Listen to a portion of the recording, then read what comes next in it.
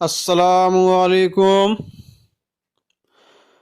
আপনারা দেখছেন বেলডাঙ্গা দৃশ্য। বাবরি মসজিদের জন্য একসাথে প্রায় 50টি ট্র্যাক্টরের মাল। কোনো ট্র্যাক্টরে বালি আছে, সিমেন্ট আছে, পাথর আছে,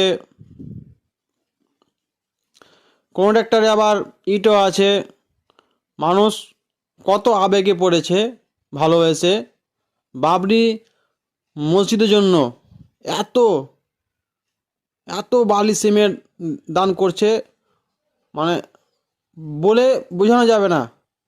আপনারা তা দেখতে পাচ্ছেন, ট্র্যাক্টর পুরো লাইন ভর্তি হয়ে গেছে রোড। বাবরি মসজিদের জন্য সব দান করছে।